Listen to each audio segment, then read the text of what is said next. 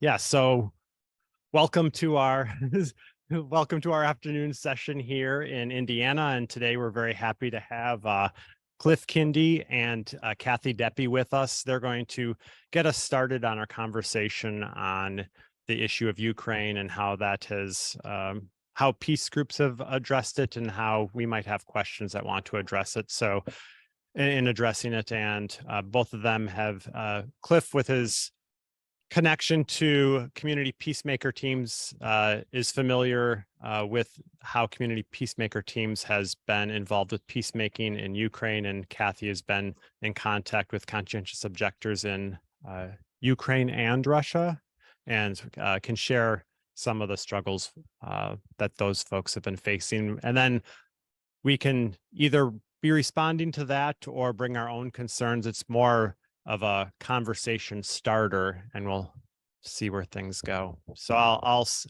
start it off by handing it to Cliff. Thank you, Lincoln. I'll start like this. It was about 9 months ago, John Ruhr contacted me. John had been in CPT training years ago and doing lots of things like that since.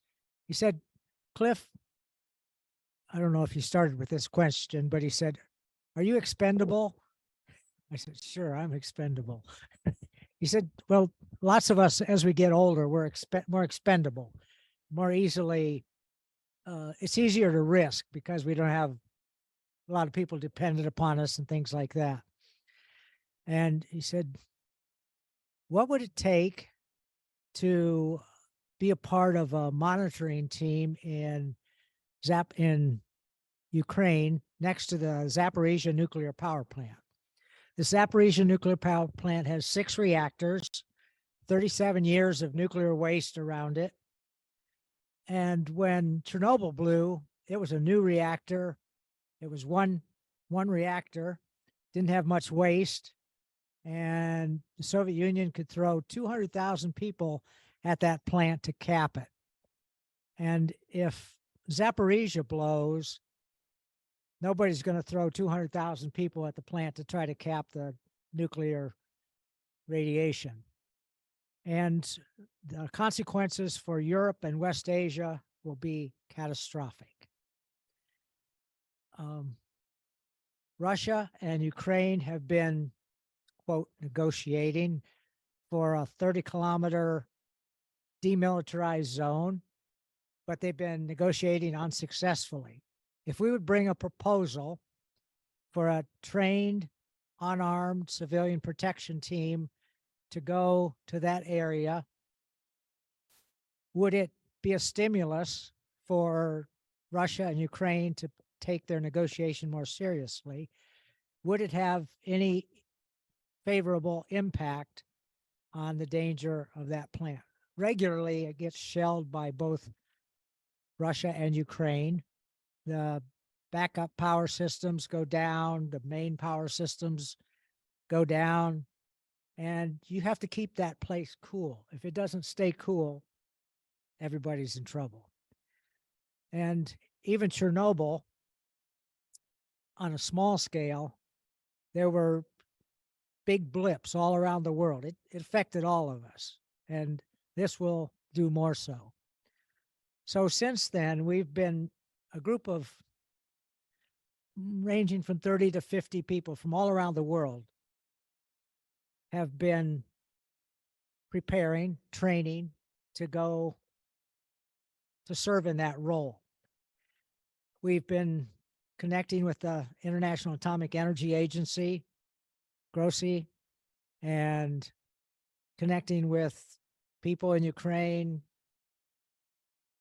trying to connect with people in Russia to try to see if something could happen like that.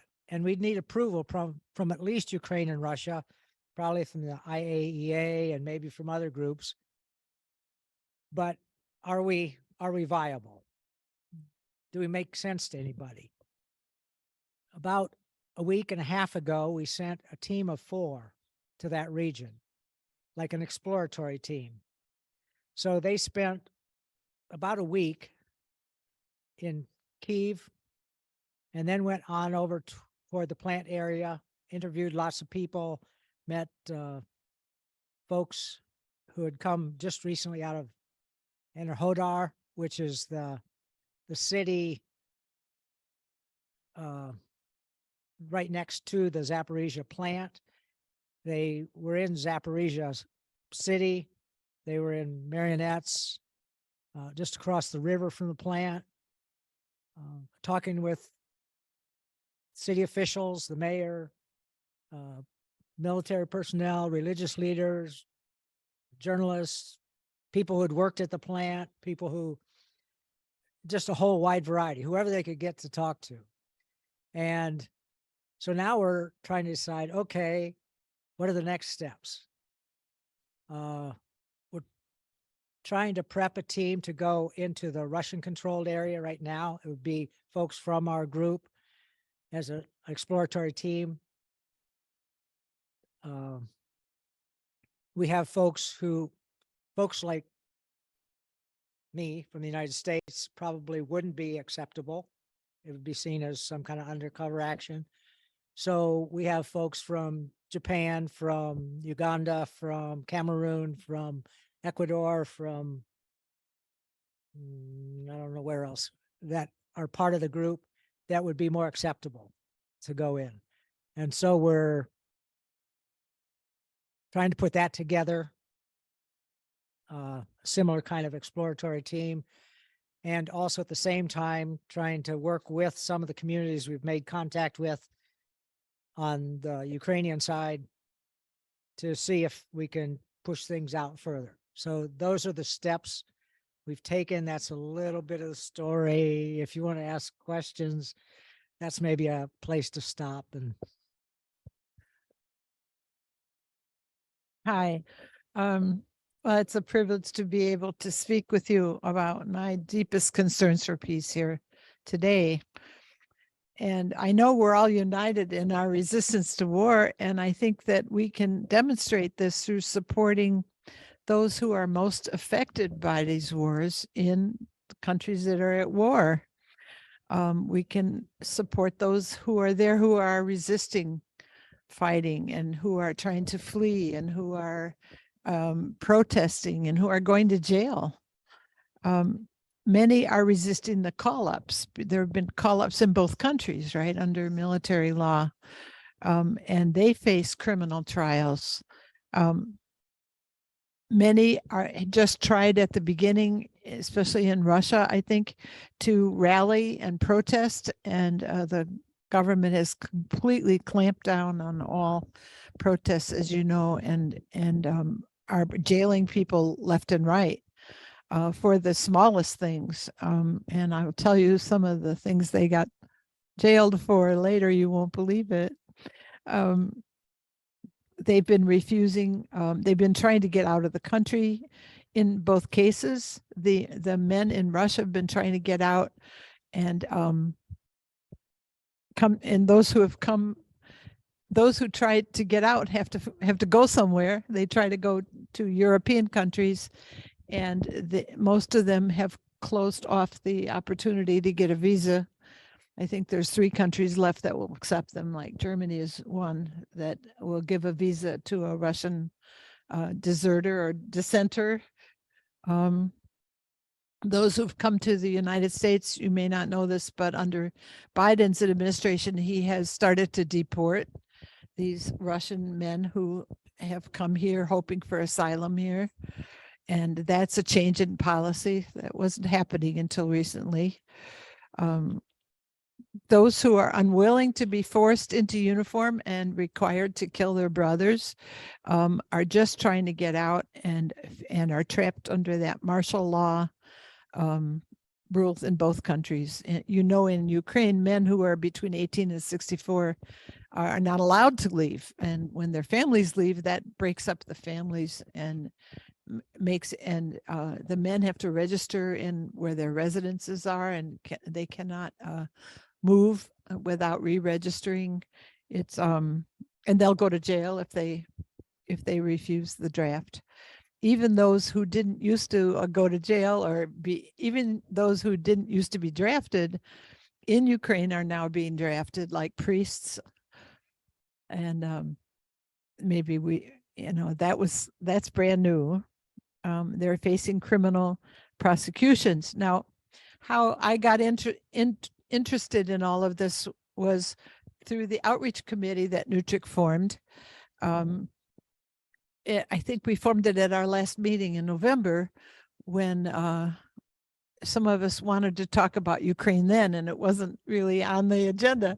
So we set up a discussion group, and Chrissy's been leading us almost every 2 weeks since then. So as a member of that group, I said, let me do some outreach and see if I can find some COs and resistors in Ukraine and maybe also in Russia, that we can see what kind of support they need that we might be able to give them. So the first opportunity I had was through the IBP, the International Peace Bureau webinar. And there are 3 of us from NWTRC were on that webinar in February, where we heard 2 speakers. One, a man named Yuri, get his last name, Shilazhenko. He's a professor from Kiev and also leader of the Ukraine pacifist movement. And the other, a professor named Oleg, and I can't have his last name right here, from St. Petersburg, Russian.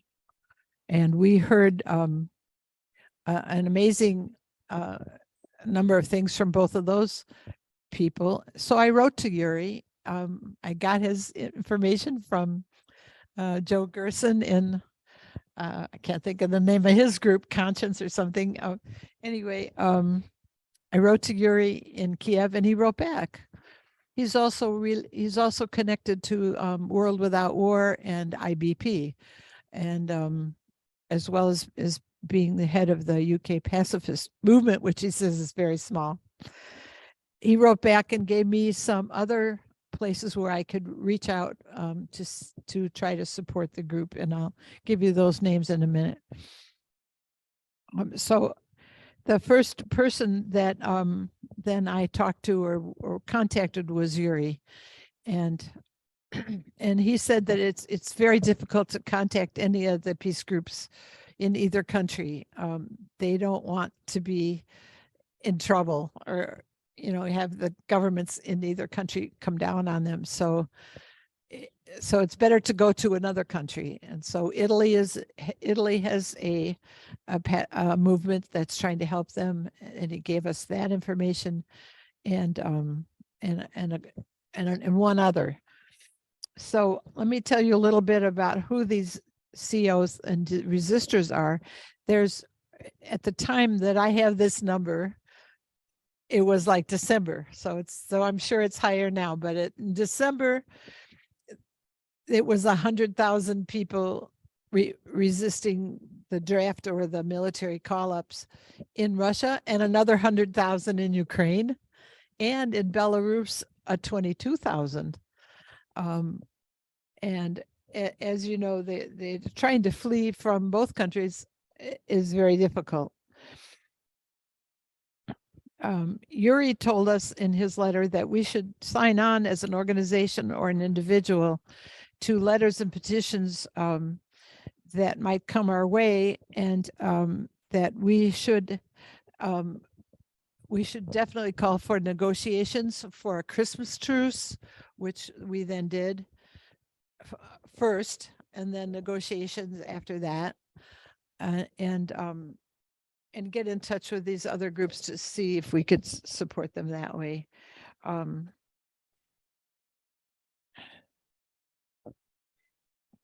So that was the first part of what I had to say, and I probably already talked 10 minutes, and I had a whole lot more, but I think maybe I should just give you a couple of examples of the kinds of protests that have been going on that I found interesting, but there's a lot of them. And so to do that, I have to look in my notes. The first is a resistor named Vitaly Alexenko, who is almost famous all around Europe now. He's the first CO to be jailed in Ukraine for refusing the call up. He told the court this: "I agree I've broken the law of Ukraine, but I'm not guilty under the law of God." And as of now, he's been in jail for about 4 months, and there is an appeal of his sentence coming up in about 2 weeks. And they're calling for international support at that appeal in Kyiv. I don't know how many of us can go there or would go there, but that is part of the European group of peace groups that are helping him, include Object War Campaign. And I have contact persons for all these groups. The European Bureau of Conscientious Objection, the War Resisters International, the International Fellowship of Reconciliation, and a German group with the odd name of Connection E.V. which doesn't mean it. So I have copies of that information about him. He was considers himself a Christian who doesn't believe in killing and fighting, but when they said, "You don't fit our parameters for a person eligible to do alternative service because you're not in one of the churches that we allow to their members to be exempt from military service, and why aren't you a member of one of these churches?" And he says, "Because they're not Christian." He's like, wow. I found that interesting. So that's him. And then in Russia, there's a whole lot of priests that are being jailed in Russia. One in particular, an Orthodox Christian named Mikhail Simonov, who is sentenced to 7 years for, quote, disseminating false information about the Russian armed forces. And all he did was make 2 short media posts condemning Russia's war against Ukraine and saying, "We, Russia, have become godless. Forgive us, Lord." And that got him in a lot of trouble. Also in Russia is a violinist from Tomsk, a musician who made a poster. On her poster, it said, "Blessed are the peacemakers," and she was arrested for that. And it goes on like that, these arrests for virtually nothing except saying, we need peace.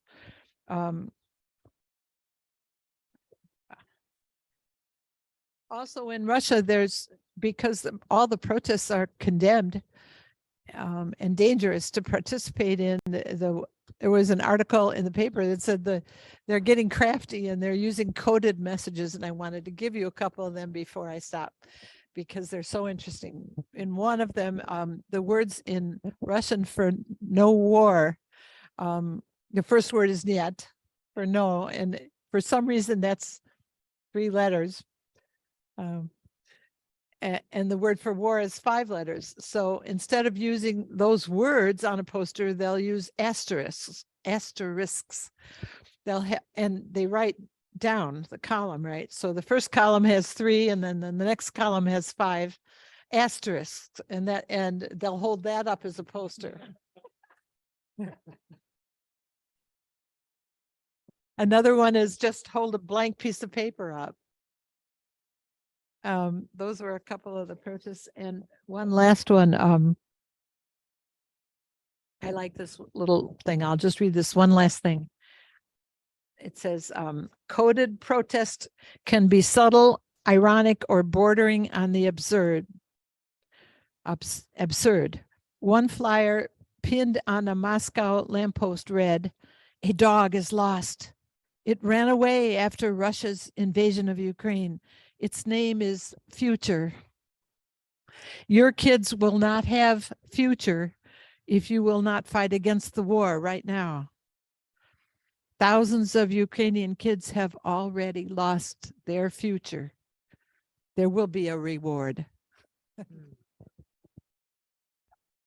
Okay, I really hope this isn't a dumb question, but I'm not well versed on the Ukraine war or the I see a distinction between Russians resisting and Ukrainians resisting. I can see why a Russian might resist the war, but I think it's counterintuitive to me why Ukrainian would, because my understanding was that they were under attack and that they need to defend themselves. So if people don't defend Ukraine, then what's going to happen? So why do we defend Ukrainians who resist coming into service and contributing? Does that make sense?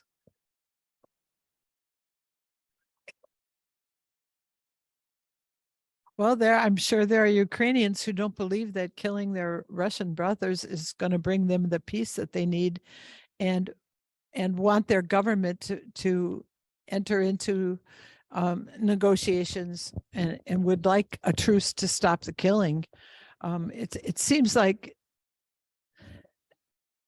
the very first thing that should have happened immediately after the invasion shouldn't have happened, but once it happened, there was an attempt to negotiate there was an attempt, and it was called the Minsk Agreement, and it's kind of complicated for me to try to go into that with you, but under the Minsk Agreement, it looked like those two countries were going to come to an agreement, and it also looks to me like the U.S. nixed that, prevented that from happening, and seemed to want the war to keep going, rather than end at that point. And if you look at how much money has been made on that war, you maybe can see why. That profit seems to be the motive behind things. Yes, the war. Maybe it's a philosophical belief of mine only, but I don't believe that wars are ever won by any one side. They're always lost by everybody because so many people die, and the cycle of violence always continues after a war with another war, because if somebody did lose, then they're going to fight to win back. So the only thing that's good for the Ukrainians is not to keep fighting and dying, it's to end the killing themselves. And I believe that's why we should support those in Ukraine who want the war to end and want to stop the killing. One of the stories that came out of our delegation that went to Ukraine was about the city of Afterward, which is the city where the Zaporizhzhia Nuclear Power Plant, that whole reactor system, is located. They assumed that they'd be safe, because why would anybody attack that plant because of the danger to, or that city because of the danger to the plant? And so when the Russian tanks came, there was like a 7-kilometer line of tanks that came to that city to take it over. And the mayor and the people just went to the entrance of the city and said, no, we're not letting you in. You can't come in. For 6 days, the Russian military came, we're taking over the city. No, you're not taking over this city. And then on the 7th day, I think there was like a National Guard unit of Ukrainians at the plant, and they engaged the Russians and lost in 1 day. So they lost the city and the plant in that 1 day when they used military tools. But for 6 days, unarmed civilian, untrained civilians held off the Russian military, 7 kilometers of tanks. And so one reason not to go into the military is to say, those tools are useless. Okay. Well, hello, everyone. I was just going to bring up something that I've been noticing. I've also been participating in the supplemental Ukraine discussion group, and I felt it's been good. It's been helpful for me. I've been interested in sort of understanding better, both within NWTRC and the society in the United States as a whole, just some confusion that I've seen. Confusion, I think, describes it as to kind of the perception of this war and a kind of this war is different talking point that has been disseminated. Other talking points like Ukraine has the right to defend itself, I feel come from this sort of propaganda. And I was trying to inquire just, how common was this? Was this even common among war tax resistors? And I was not sure, and I was sensing some kind of pushback as to the question of how we came to this perception, how this war has been moved forward seemingly differently than other wars which have been protested. And I was watching a YouTube interview of Jimmy Dore of Medea Benjamin about a month ago. I'll post a link. And 14 minutes and 18 seconds in, Jimmy Dore asked Medea, she's the co-founder of Code Pink, there's a lot of confusion related to this. Have you also experienced this, that people who were previously anti-war are now saying that this war is different? And her quote was, "I have friends who are Quakers their whole lives, war is not the answer is the motto they grew up with. And they say, well, this one is different. There are so many people whose heads are turned around with this." And I was, aha, okay, it's not just me. So my question is to the group, to also everybody here, there does seem to be something different. And I think the propaganda has been very insidious, and it has infiltrated not only the wider society, but peace and justice, anti-war, and war tax resistor groups as well. I mean, there's been a debate even in Madison about how best to help Ukraine, how to help, resolve this issue. And it seems like the people who've been our traditional peaceniks, their issue is respecting Ukraine's autonomy and Ukraine's ability to right to make their own decisions about how they respond to the invasion. So the critical question is, what do the Ukrainians want? What are their best interests? And so I think we need to hear a lot more reports from Ukrainians themselves. I did hear of a Physicians for Social Responsibility member went down there with a group of other people. I don't know if he was part of that 4-person team, but he reported that a lot of Ukrainians are tired of the war. And then, of course, he talked to a lot of COs and people who were pacifists, who were strongly opposed. And he reported that back to our general meeting. And the general sense, the Physicians for Social Responsibility nationally, is that there's been too much humanitarian, the humanitarian effects have been just awful. The deaths, the displacement, and that alone is enough reason to call for an immediate ceasefire and negotiations. So I think we know what Zelensky wants now, because he was just here and he was meeting with the fossil fuel companies. And he was telling them, quote, Ukraine is open for business now.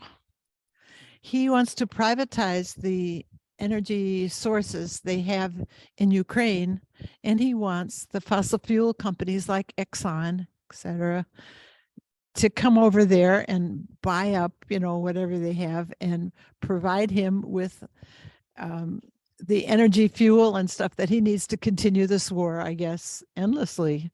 So that's maybe what he wants, but you're right. I'd like to know what the Ukrainians themselves feel, and I'm sure they want the war to end, because what civilians don't want the end of a war that's destroying their country. Well, I just wondered if anyone else had heard Daniel Ellsberg on Democracy Now! Last week, because he said that apparently just a month ago, early April, there were indications that Zelensky and Russia had come to some sort of agreement, which was then nixed by the US and UK. So I'd like to know if anyone else has heard reports about that. I haven't found anything in the press, alternative media, but I'm curious. One of the persons who provided training for us a couple months ago now is a security person for Switzerland who's been involved around the globe in a variety of things like this. And he was essentially saying that the RAND Corporation came out with a proposal in, I think, 2017, 2019, somewhere, that essentially lays out the steps that the United States and Ukraine have been following since then. That it's a calculated plan to topple Russia, and that the steps in place have essentially followed that plan. And so I haven't been able to confirm that plan, so I don't know, but he was pretty convincing as he shared with us the response to you talked about the Minsk Accord that sort of set things in place, and we've worked in opposition to that since then. And it's not he made it clear that it's not a one-sided thing. It's a pretty it's much more complex, and it's easy to concede to propaganda and forget the complexity. I was just wondering, Cliff, if you could say a little more about this 4-person team that just got back a week or so ago. Do you have some preliminary report back from them in terms of potentialities, possibilities? I'll try to remember a few of the things that they mentioned. One was that the importance of sending another delegation to the Russian-controlled area, because if you hear one side of the story, it's easy to rally behind it and say, "Well, I have the truth," and the truth says, "Yeah, we have to stand up to Russia." So that's one key thing. A second thing that they heard as they spoke with dozens of different people is that the closer they were to the front lines, the closer they were to the conflict zone, the more willing the civilian population was to call for a ceasefire and negotiations. The further away from the line, oh, we have to go until we win. We have to go until we defeat Russia. And those were telling pieces of what they shared. Right now, this Zaporizhzhia protection project is trying to decide how we move from this point. So it's kind of in a we see some things clearly, that sending a team to the Russian controlled area, that's clear. And whether we have enough support to field a team and get support from the different parties isn't clear at this point. So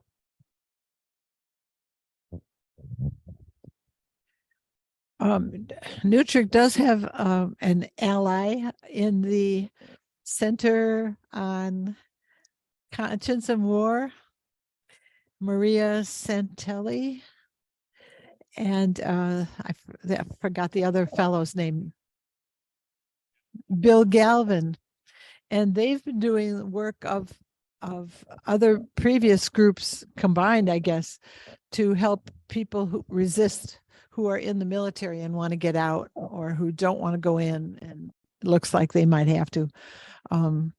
They came to Indiana for our conference at Earlham.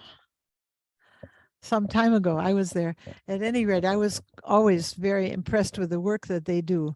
And it's especially in Indiana, they said it was especially hard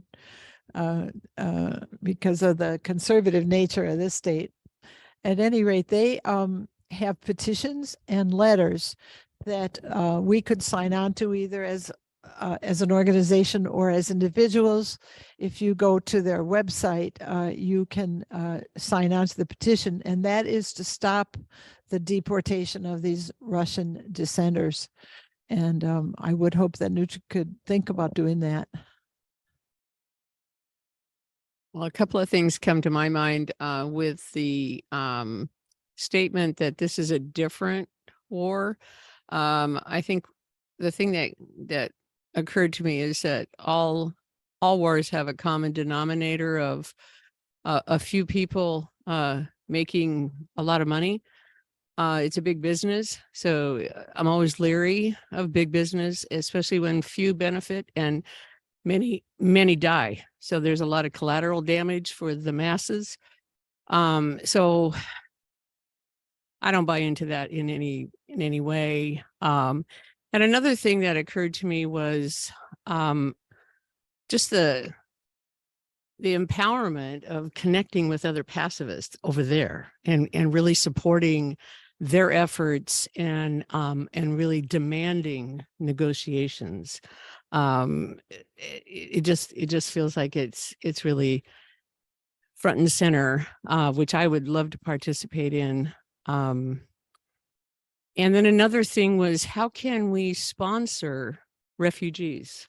So people who are trying to leave the countries, how can we help them get out, and how can we support them as they acclimate as people who are displaced? So again, I would be happy to welcome somebody into my home. I'm so impressed, Cliff, with what they're doing over the Zaporizhzhia plant. It's always been a concern for me that nuclear power and weapons are just two sides of the same coin, and always have been. Still in St. Louis, we're suffering from the Manhattan Project. The very first weapons, they processed the uranium there, and they've contaminated 7 different sites in the area. One's in a burning radioactive waste landfill. And I have to say that Bill Gates is the major shareholder of the people who own that landfill. And my whole point is that I see the relationship between civilian nuclear power that could not exist without subsidies from the federal government and nuclear weapons. Could you address that at all? One of the things that has been in our mind lately has been the potential that that nuclear power plant serves as a dirty bomb. There have been times when it seems like one side or the other might choose to use it as a dirty bomb just to implicate the other side, or to quote, win the war. I don't know how that's winning, but anyway, the IAEA has had monitors at, I think there are 3 or 4 other nuclear plants in Ukraine that are active power plants. And I think it's going to take some dramatic, miraculous kind of declaration when we have had times when it seems like our administration here in the United States is willing to move toward abolition of nuclear weapons. And I think it's going to take some step like that from the United States to do anything about nuclear power and nuclear weapons from those we call rogue nuclear states. And I would see us all as rogue nuclear states, and our unwillingness to give up that leverage that nuclear weapons, quote, gives to somebody, I think is a disaster, a catastrophe waiting to happen. Grossi is clear that we're closer to a nuclear catastrophe at this point than we've ever been in world history. And we're tempting it to happen. So whether events in Ukraine will bring us to our senses, I'm not clear yet, but if you see a way to do it. Well, I guess I just wondered about the brigade that's going, so there'll be another wave. And so US citizens are universally disqualified because we're not really neutral enough for. I think the reason that it would be difficult for US citizens to get into the eastern part of Ukraine that's Russian controlled right now would be the suspicion that Russia has that anything that is connected to the United States is probably operated by the CIA or somebody like that. And so to overcome that, to send a team that's from other places makes it a lot easier to get in. Is this the lull? I wanted to share with you one thing that's going on in Russia that I found exciting is an underground railroad. It's called In Transit, and it was started by 3 young women who have now moved their operations to Berlin out of fear of being caught and jailed for what they're doing. But they are providing rescue for hundreds of Russians who've been targeted because they've because they have expressed opposition to the invasion of Ukraine. And they tell a story of 3 other young women, very young women, 16, 17, and 19, who were so scared that they were targeted, that they turned to In Transit is the name of the group, In Transit, for help. And that group arranged their escape.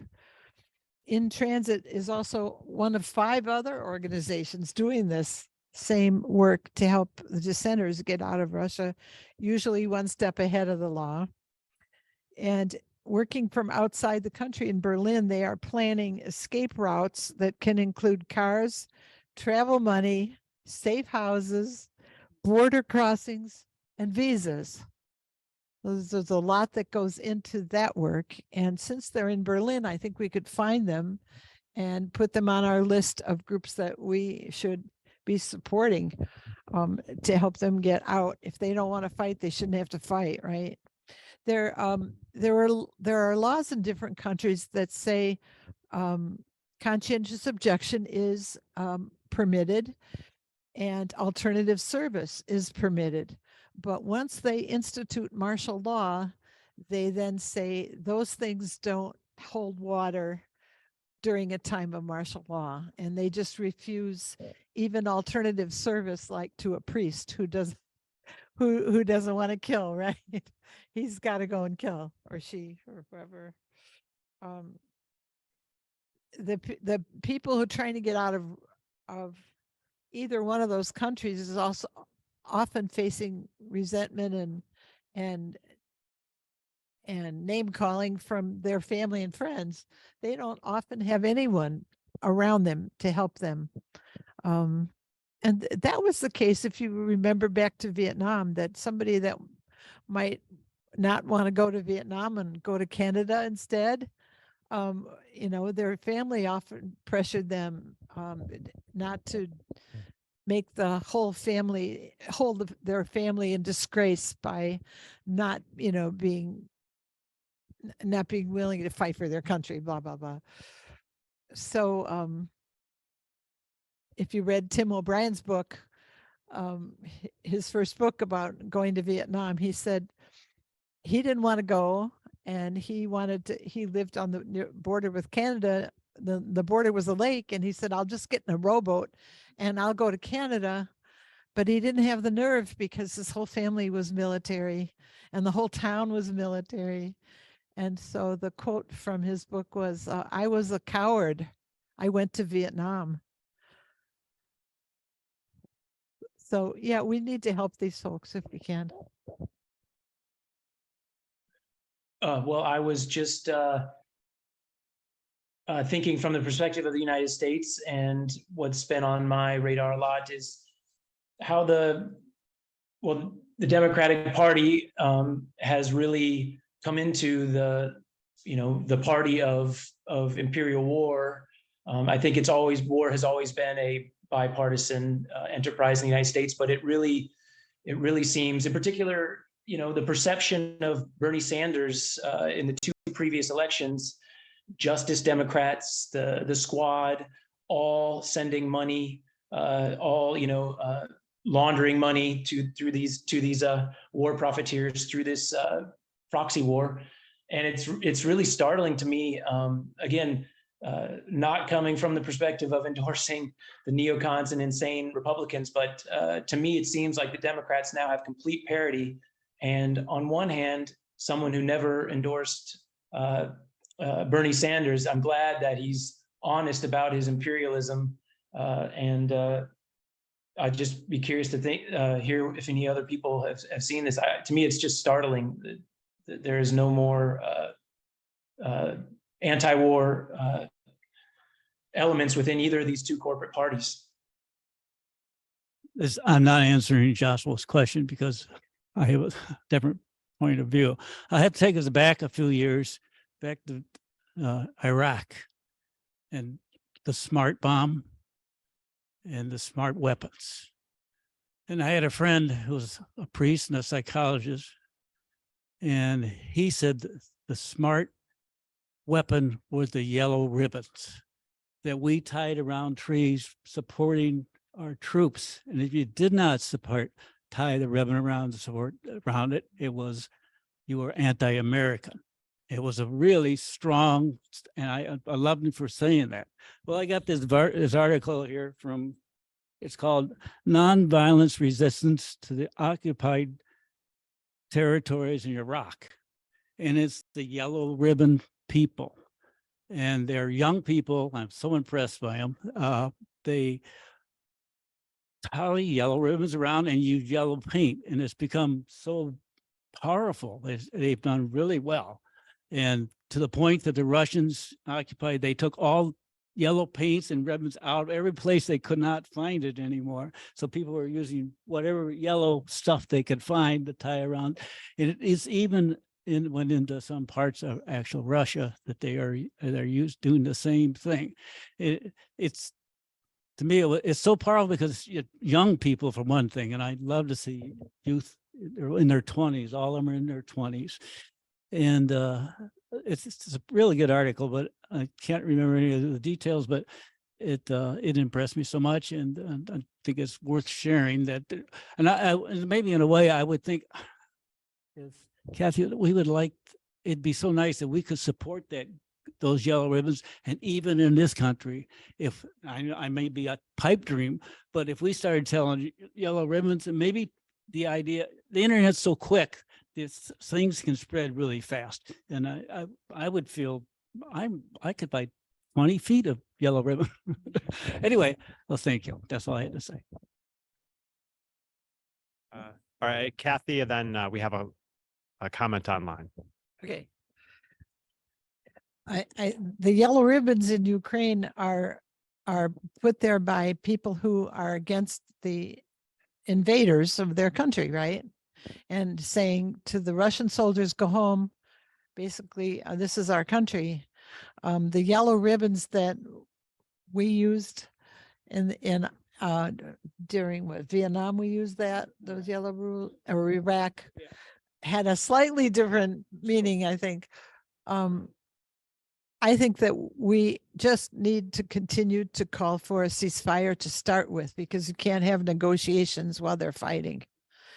And that's where we have to begin in terms of getting our country to get out of the way. If they're in the way of negotiations and a ceasefire, they have to get out of the way. If they believe that there should be an end to this endless war, they will. And I don't think they believe that, but but that's where the pressure has to come from below to stop the killing. And it's an enormous amount of killing on both sides. And I don't think taking sides is going to help us. Thanks for having this discussion. I think it's really important. It is pretty incredible how many peace activists I know who feel like this is a different war. But I do feel like there's been more and more people locally here in the Eugene area who are thinking differently, since some of us have been just doing some very mild protesting, just like holding up signs, ceasefire, no war type signs, like once a week. We only did it for like 4 or 5 weeks. And, we've been at the library once and at a couple of different tabling opportunities, but it's, it's pretty slight what we've been doing. But I feel like maybe other people who were being quiet are now a little bit more vocal, but it's still small. So it does seem like a good thing for all of us to do, to keep talking about how, there is no good war. I used to always think, well, gosh, how would I have felt if I was alive during World War II or, something like that? Would I still be a war tax resistor? But, now we have this opportunity. Here we are, around for this particular war. But it is challenging that it's so different than for the older ones of us who, were around for the Vietnam War. It feels very different. But, and I guess I'd have to say at least Dennis Kucinich, maybe he doesn't even consider himself a Democrat anymore. I don't know. He might not consider himself a Democrat, but he seems to be still very against this war. But yeah, I am very disappointed in the Democrats. Thanks, everybody. Paula Rogi. So we just met last week with Representative Pocan to ask him about signing on to HR Resolution 77, which basically asks the U.S. to join the UN Treaty on the Prohibition of Nuclear Weapons. And we asked him for some other specific things to do with, to stop funding modernization. And at the end, and I was told by expert lobbyists, don't bring it up, just keep your ass narrow. One member of our coalition felt very strongly we had to at least bring up Ukraine. So at the end, she asked him, what can be done to move towards a ceasefire and negotiations. And he didn't have time to respond. We only had a 15-minute slot, but we did a follow-up letter asking a lot more questions. And I guess I'm just trying to say we have to really work to get those meetings with our representative aides or the representatives themselves and push them on this issue. And I might just note the RAND Corporation just came out, I think it was a month ago, with basically recommending that ceasefire negotiations are a good idea, because they called it they acknowledged that we've reached what's the word for it? An impasse, or, stalemate. So if the RAND Corporation, which apparently had been plotting in the other direction, has now reversed its stand, I think we might have some leverage with our representatives on that, including Democrats.